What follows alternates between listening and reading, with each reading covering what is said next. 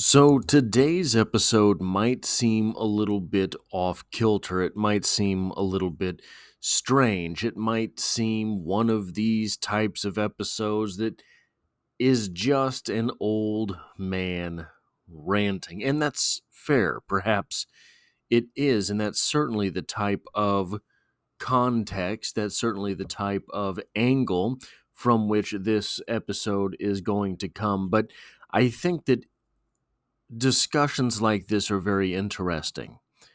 And I think that it is maybe necessary in order to move forward in any type of art form to have conversations like this because I have read the type of poetry that gets published today.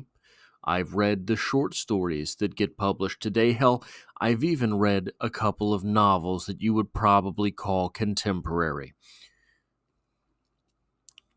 And I understand. Look, the things that we get from the past, it's easy to look at those and think, oh, well, things were so much better back then. The writers were so much better. The themes in writing were existent. They don't really even exist today, right? But here's the thing. When we're looking at older literature, all we have from that is the stuff that rose to the top. So it's very easy to look at today's landscape and say, is my generation going to be known for Ruby Core? The milk and honey stuff? Is it milk and honey, I believe? Uh, um, is that what this is going to be known for and be distraught? It's easy to say, will this generation be known for Harry Potter and be distraught? Maybe that's not fair. Maybe what I'm saying in these situations, neither is that fair. But I want to really, as we dive into what we're going to dive into today, keep in mind or keep an ear open for condescension. Just do me that one favor. Promise me that one thing.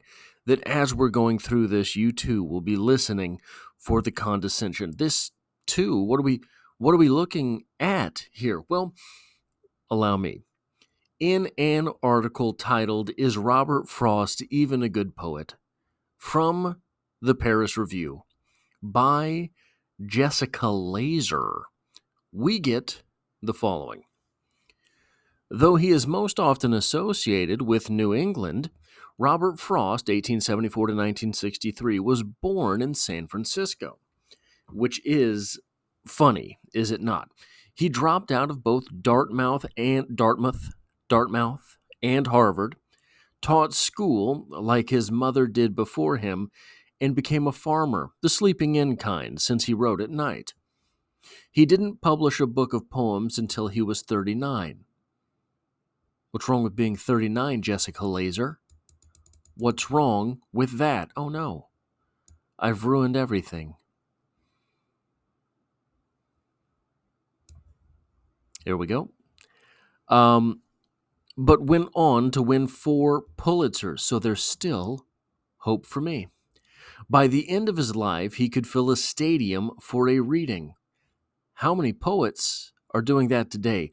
Before we even get to the meat of this article, to the central question therein, just ask yourself, if Robert Frost wasn't good, would he have been able to fill stadiums? Now, I do not say, notice, I do not say, if he did not have literary merit, would he be able to fill stadiums? These things are different questions. Frost is still well known, occasionally even beloved, but is significantly more known than he is read. Certainly that part was true for me. Until I started going through New Hampshire on the channel, I hadn't read but maybe 3 Robert Frost poems. And you probably know the 3. When he is included in a university course, it is often as an example of conservative poetics from which his more provocative, difficult modern contemporaries, T.S. Eliot and Ezra Pound, sought to depart. Even this is condescension. An example of conservative poetics from which his more provocative, difficult modernist contemporaries, such as T.S. Eliot and Ezra Pound. Now, T.S. Eliot, good Missouri boy. I still don't like him. That tells you the level of pretension or something that must be there for me to openly dislike someone, despite the fact that they were born in the state of Missouri. Why did T.S. Eliot and Ezra Pound seek to depart from conservative poetics? With Ezra Pound, the answer is actually pretty interesting. Ezra Pound was really looking for that next thing. Ezra Pound was looking for that literature which would transcend literature. Ezra Pound was looking for that literature which would make people think, oh, that's it. Oh, right? T.S. Eliot was just, I don't know. I'll skip out on T.S. Eliot, which hopefully that is not me ironically being as condescending as the author herself. A few years ago, I set out to write a dissertation on Frost, hoping that sustained focus on his work might allow me to discover a critical language for talking about accessible poems.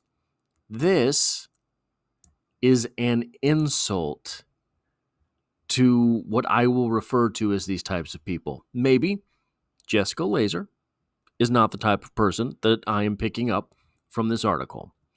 Not the condescending, I am holier than thou, I have XYZ degree from ABC University. Maybe she's not. Certainly comes off that way in this article. The kind anybody could read. Again, this is oftentimes in these circles meant as an insult. This is part of the problem with poetry today. I think kind of this problem comes up through imagism.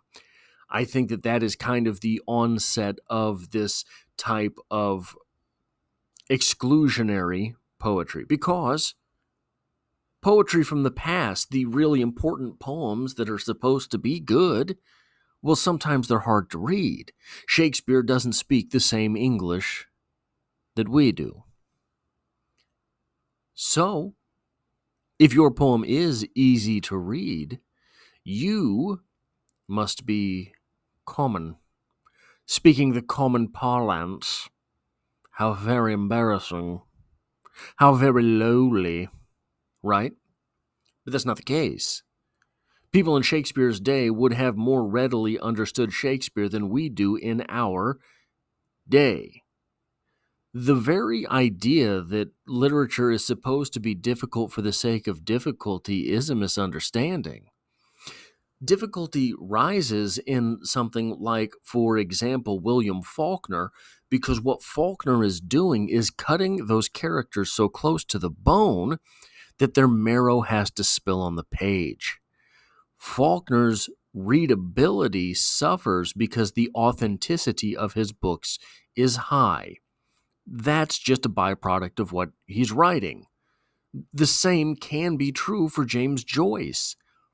James Joyce, for example, the beginning of Letters or Portrait of an Artist as a Young Man. Very difficult to read because it's supposed to be close to the consciousness of the individual there. Some literature does not have to be difficult, but it is manufactured in a difficult manner, simply because the artist involved believes that makes them more intelligent. And so this is part of the reason, by the way, that George Saunders will never get the credit among academics that perhaps he deserves. My research kept turning up interpretations of Frost's poems that were smart, even beautiful, but were missing something. It was not until I found the journalist Adam Plunkett's work that I was able to see what that was. "We misunderstand him," Plunkett wrote of Frost in a 2014 piece for The New Republic. "When in studying him we disregard our unstudied reactions. We love to point out, for example, that the two roads in The Road Not Taken are worn, really about the same, as though to say that your first impression of the poem as about choosing the road less traveled by was wrong." For Plunkett, the wrongness is a part of the point. The temptation into believing, as in the speaker's impression of himself, that you could form yourself by your decisions as the master of your fate. Subsequent Googling told me that Plunkett had been publishing essays and reviews, mostly about poetry, rather regularly until 2015, when he seemed to have fallen off the edge of the internet. After many search configurations, including Adam Plunkett obituary, I found a brief bio that said he was working on a new critical biography of Robert Frost, the book that would become Love and Need: The Life of Robert Frost's Poetry, recently published by Farrar, Straus, and Guru.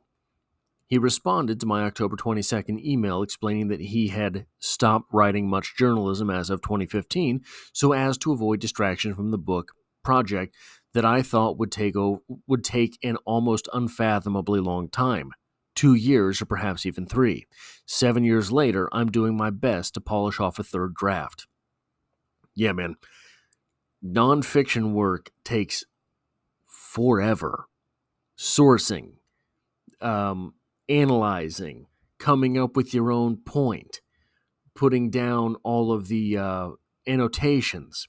Just as Plunkett is the unique reader of Frost's, interested in both our studied and unstudied reactions to the poems, he is the unique biographer of Frost, whose work is neither hagiography, nor slander.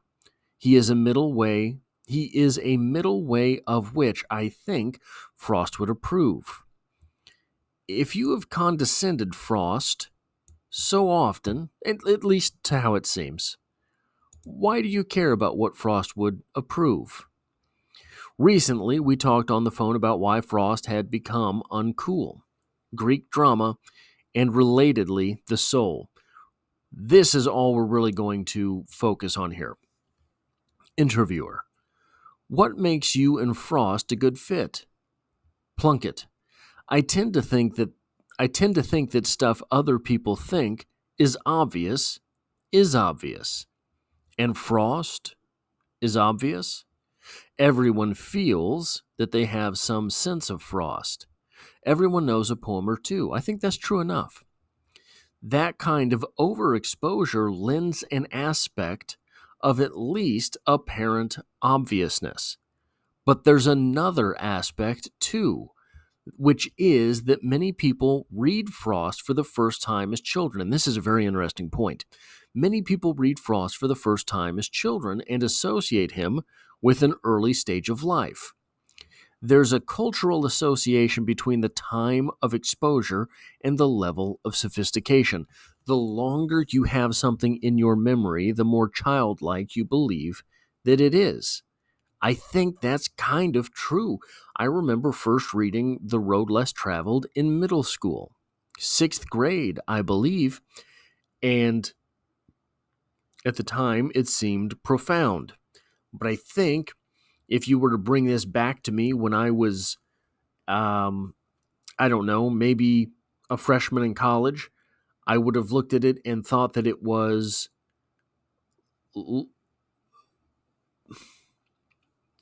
sing-songy. I would have thought that it was Hallmarkish. You'd sound petty and vulgar if you said, oh yeah, I learned to play Bach when I was 13. That's easy stuff. But people really do make pronouncements like that about literature. Someone I met a few years ago, a big poetry person, just could not believe that an adult would spend years of his life thinking about Robert Frost. To her, it seemed like doing a PhD in simple algebra. This is very, very, very, very, very telling of the world of academe and the world of literature as it stands today. Listen, if you bring me, and I say this all the time, a book of Garfield Sunday comic strip comics, and you say, listen, punk, you're going to tell me about all of the little idiosyncrasies of the human experience that is available to us through Garfield. You're going to prove Garfield as literature. And if you don't, you will never read Emily Dickinson again. Guess what I'd do? Oh, in unbearable fashion, prove that Garfield is better than Shakespeare. I would tell you up and down how the bard has nothing on the cat. I would tell you, I would convince you that William Faulkner pales in comparison to the black and white squares on the page. I could do it. Because that is what it means to love literature. But this PhD, this poetry person that Plunkett knows, she just doesn't get it. Just doesn't get it. Thinks that to be difficult is to be profound. That is not the case. In fact, if you think that Frost isn't difficult enough, probably you're not putting the work in. You're just assuming that you have. You were claiming Frost is lesser. You haven't proven it. Interviewer: what is it about his poems that make people feel that way? Plunkett says, and this is exactly what I'm talking about, they understand the words. People read the poems and think that they know what the poems mean, even when they think that a poem doesn't mean exactly what it says on the surface. They think they understand the secondary meaning, too. The dark woods in Stopping by Woods tend to strike readers as also something other than physical wood, something deeper, which often gets reduced to death symbolism, but is much richer and subtler than death alone. There's both a surface coherence and a sense that the thing that's hinted at beyond the surface is familiar. When you say that there's a direct correlation between Frost's familiarity and the fact that he's fallen so out of favor with people who are serious about poetry, are they serious about poetry? Or are they serious about people believing they're serious about poetry? Are they serious about poetry, or are they serious about themselves? Are they serious about poetry, or are they serious about people believing that they're intelligent? Are they serious about poetry, or are they serious about you thinking they know what they're talking about? Plunkett: One thing that has been interesting about working on Frost is that so many people come out of the woodwork who turn out to be incredible admirers of him. But he was really far outside of the circle of poets who I was taught when I was in college. This has a lot to do with the fetishization of what's difficult, especially as both poetry and criticism professionalized. Frost's difficulties are of a different kind. His genius is harder to see because it's more plain spoken. A lot of his poems tap into something like common culture and common problems. These very basic conflicts that were also the stuff of Greek drama, those difficulties are different from that of a line break. They are not the flavored difficulties of professional criticism. Guys, I try not to indulge or fillet myself too terribly much on the channel. This is exactly why I'm doing what I'm doing. This is exactly why I have spent 10 years in um, nine, 9 months. In 9 months, it will be 10 years that I have uploaded videos about literature on the internet. This weaselly, self-indulgent type of criticism that the interviewer and Plunkett's friends tried to get away with, that is exactly why I'm doing what I'm doing, because that is exactly why literature is dying. The reason literature is dying is because it is not accessible. I remember when I was getting my undergrad degree, we would have poetry nights. One of the, I think she was an adjunct at the time, would host poetry nights at a bar, and we would go and we would read poetry. And as you can imagine, a lot of the poetry was very pretentious. I could just say it. I don't care. I'll just say it. Pretentious doesn't mean bad. Sometimes it was. Oftentimes it was. Pretentious doesn't mean unreadable. A lot of times it does. A lot of the poetry was pretentious. And a lot of the poetry was what I would consider the exact opposite of pretentious, which is just emotional. And look, both of those types of poetry have their place. My poetry is kind of in the middle. My poetry, what I do is I try to think of something, an emotion, a feeling, an idea, a situation, commonplace. And I will explain it in a commonplace way. But maybe I'll use words that offer a different type of framing. Maybe I'll use the title as completely ironic. Something like this. I remember after one of these poetry nights, there was a bartender there, and we all did our thing, yada, yada, yada. And he was always there. The bartender, it was always the same bartender that was there. I think he was a part owner of the bar. I'm not 100% sure. And after we would do the poet, I would kind of get lit, right? This was in my drinking days. So I'd pound him back.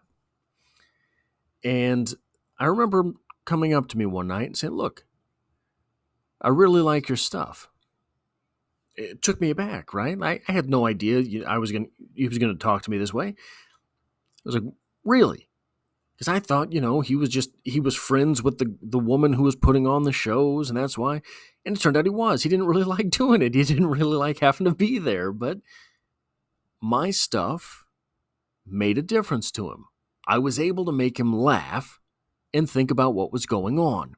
And like Marilyn Monroe says, if you can make a girl laugh, you can make her do anything. Well, maybe it's women and bartenders.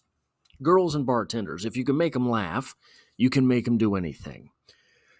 So we made out. No, I'm kidding. But that conversation made a difference to me because it had never been my outright goal to be able to say, I want bartenders to relate to my stuff.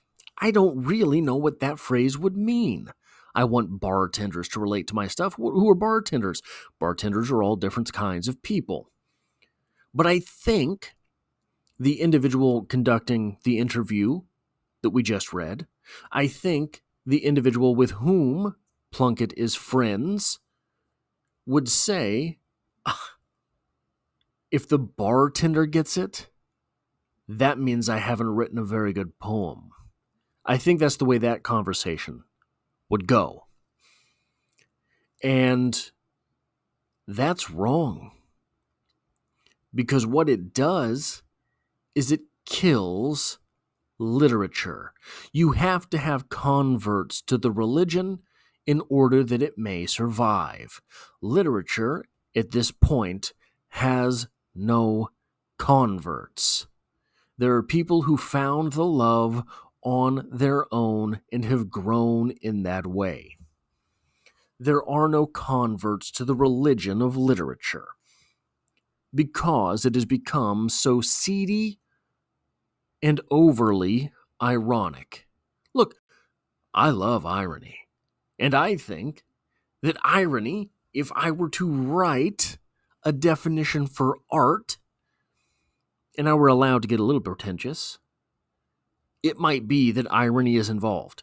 Because my definition, my working definition of art, involves a definition of propaganda. Propaganda is that which the reader's interpretation is necessary. The specific reader's interpretation is necessary. If I make propaganda, I know what I want you to get out of it. That's not art. That's not what art is. Art is that which is to be interpreted. If you make the mechanism of interpretation too terribly difficult, the mechanism of interpretation, not the interpretations, if you make the mechanism of interpretation too difficult, you exclude too many people. The mechanism of interpretation means all of the things that I have to take into account as the audience, as the consumer, all of the things that I have to take into consideration in order to get any interpretation. If your piece is too unreadable, too difficultly worded, the format is too difficult, or like imagism, part of the actual mechanism of the poetry is the removal of the words from those things that they represent. All of those things make the mechanism of interpretation very difficult. And it is no wonder that since imagism came along and completely took over what was academic poetry, literature has been on the downfall. So this idea that Frost's readability means that you can't take him seriously. You can't make a real PhD of Frost.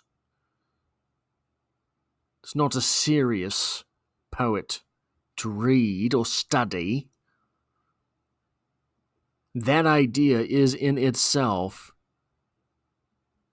the seppuku